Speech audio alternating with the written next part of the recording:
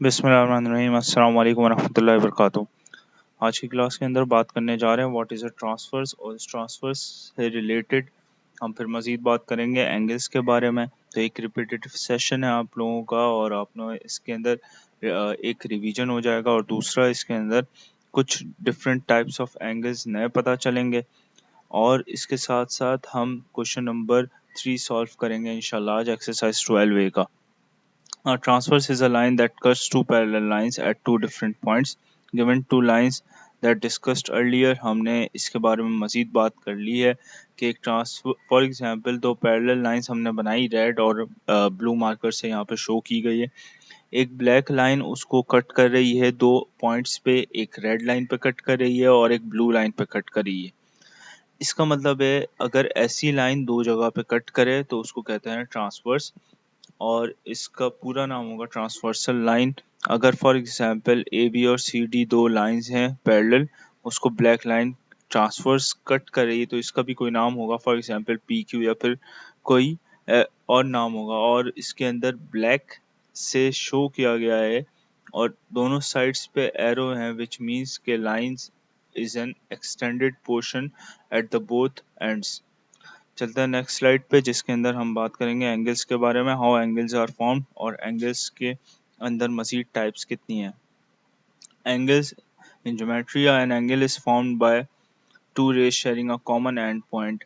For example कोई भी दो रेज या फिर कोई, फॉर एग्जांपल दो लाइन से भी एंगल बन सकता है, लेकिन एक जगह अगर एक पॉइंट पे रोक देंगे तो दो रेज होंगी। तो ये डेफिनेशन बिल्कुल सही है। फॉर एग्जांपल मैं यहाँ पर शो करके दिखाता हूँ। फॉर एग्जांपल ये एक रे है। रे मीन्स के यहाँ पर एक एंड पॉइंट पे उसके एरो है और एक एंड पॉइंट पे यहाँ पर एरो है। देखने पर पता चलेगा कि यहाँ पर दोनों साइड्स पे रेज हैं, क्योंकि दो लाइंस मौजूद हैं जिनका एक कॉमन एंड पॉइंट है। ठीक है, यानी एक जगह पॉइंट है और दूसरी जगह एरो, विच मीन्स के दोनों कौन सी हैं, रेज हैं। तो ये बिल्कुल डेफिनेशन सही है। फॉर एग्जांपल अगर मैं इस रे को एक्सटेंड कर दूं और क्या बना दूं, लाइन बना दूं, तो अब भी इसकी डेफिनेशन गलत नहीं होगी। इसके लिए अगर देखा जाए तो रे अभी भी वहीं तक ही होगी।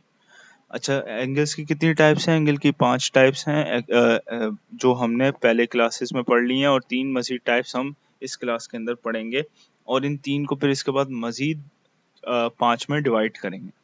सबसे पहले तो अक्यूट एंगल आ जाता है। अक्यूट एंगल उसको कहते हैं जो 90 डिग्री से लेस एंगल हो। राइट एंगल जो 90 डिग्री बन रहा हो, परपेंडिकुलर लाइंस में बनता है।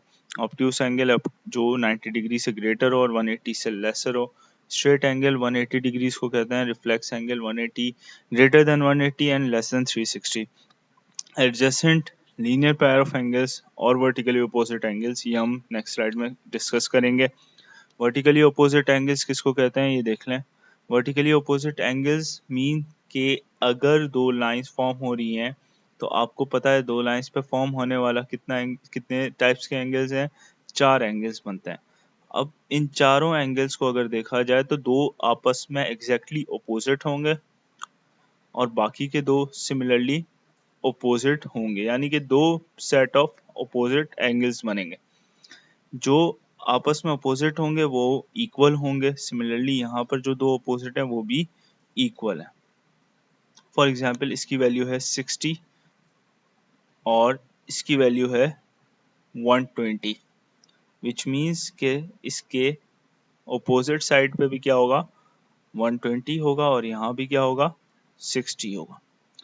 अब देख सकते हैं हम यहाँ पर कि in geometry a pair of angles is said to be vertical, also opposite and vertically opposite, which is abbreviated as VERT dot OPP angle S। ठीक है, तो यहाँ पर A और B इस एग्जाम्पल में क्या है, वर्टिकली अपोजिट है।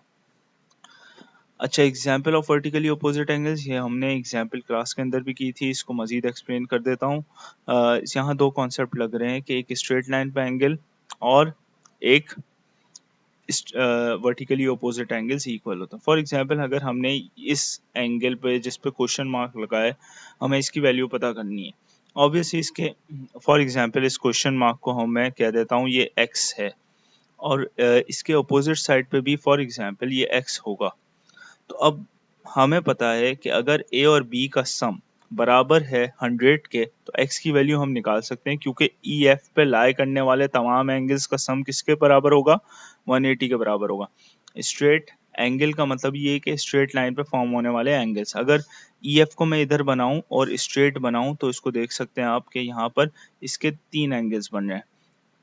एक जो है वो ए है, दूसरा जो हमारा नाम मैंने रखा है वो क्या है, एक्स है, और तीसरा एंगल जो फॉर्म हो रहा है वो हो रहा है बी, विच मीन्स कि यहाँ पर a प्लस बी तो 100 है, x की वैल्यू पता नहीं है तो x की वैल्यू हमें कितनी होगी, ऑब्वियसली 80 होगी, विच मीन्स कि a और b को प्लस करने से 100 आया और x को प्लस करने से 180 कंप्लीट हो गया।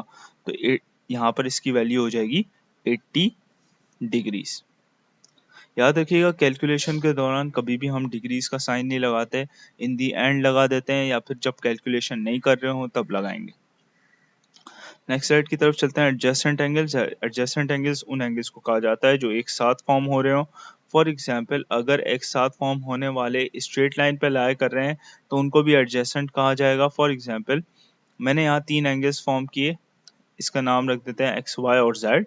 एक्स वाई और जेड को सम होने के बाद आंसर आएगा 180 डिग्रीज, और इसको हम एडजेसेंट भी कह सकते हैं क्योंकि ये साथ आ रहे हैं। तो सिमिलरली यहाँ पर 2 एंगल्स बने हुए जिनका एक कॉमन एंड पॉइंट है बी। तो ऐसा समझ लें कि जिसका एक कॉमन एंड पॉइंट हो वो और साथ आ रहे हों उनको कहते हैं एडजेसेंट एंगल्स।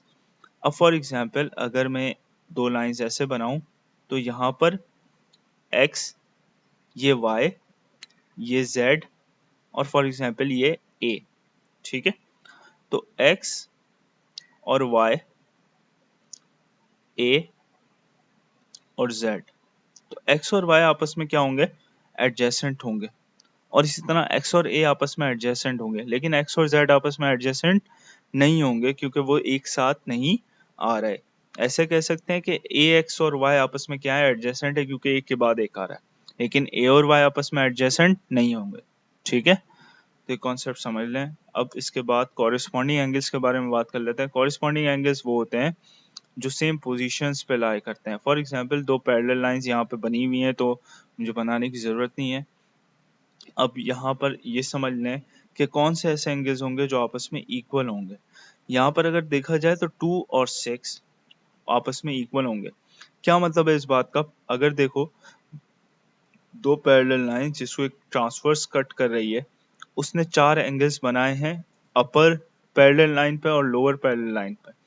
इन चारों एंगल्स के दरमियान कुछ ना कुछ रिलेशन है और वो relation in terms of corresponding angles हमें पता होता है। 2 और 6 सेम पोजीशंस पे लाई कर रहे हैं दोनों पैरेलल लाइंस पे, इस वजह से उनको कहेंगे कॉरेस्पॉन्डिंग। इसी तरह 1 और 5 आपस में कॉरेस्पॉन्डिंग, 4 और 8 आपस में कॉरेस्पॉन्डिंग, और 3 और 7 आपस में कॉरेस्पॉन्डिंग। अब ये सिर्फ एंगल्स का नाम है, एंगल्स की वैल्यू नहीं है। फॉर एग्जांपल अगर मैं कहूँ कि 160 के बराबर है, 60 डिग्रीज के बराबर है, तो ऑब्वियसली 5 किसके बराबर होगा, 60 डिग्रीज के बराबर होगा, क्योंकि ये दोनों आपस में क्या हो गए, कॉरेस्पॉन्डिंग एंगल्स हो गए।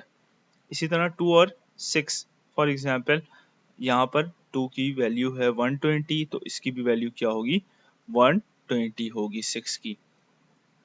अगर देखा जाए तो 2 और 4 भी आपस में बराबर होंगे, क्यों, क्योंकि 2 और 4 के दरमियान किसका रिलेशन है, वर्टिकली अपोजिट का रिलेशन है।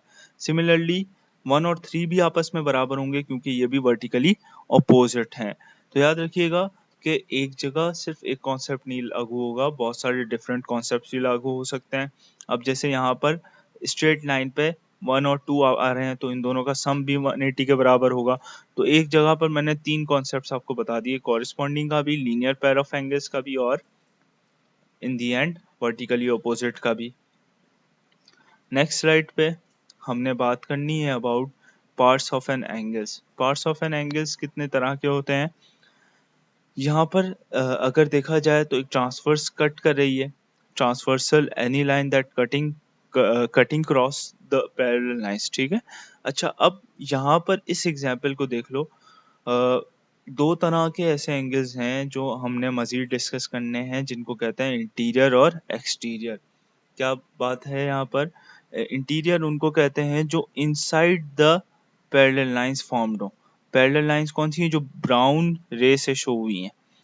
अगर देखो तो ये ट्रांसवर्स यहाँ पे कौन सी होगी? रेड होगी, जो इनको दोनों को कट कर रही है।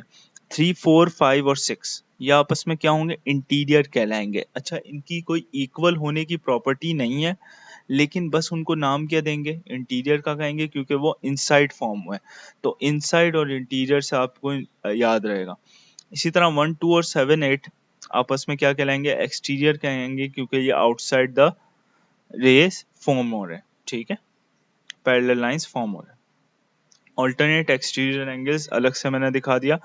1, 2, 7 और 8 आपस में क्या होंगे? एक्सटीरियर होंगे। इन दोनों बातों को हम इंशाल्लाह जब क्वेश्चन नंबर 4 डिस्कस कर रहे होंगे तो इंशाल्लाह करेंगे। आज की क्लास के अंदर सिर्फ क्वेश्चन नंबर 3 डिस्कस किया जाएगा।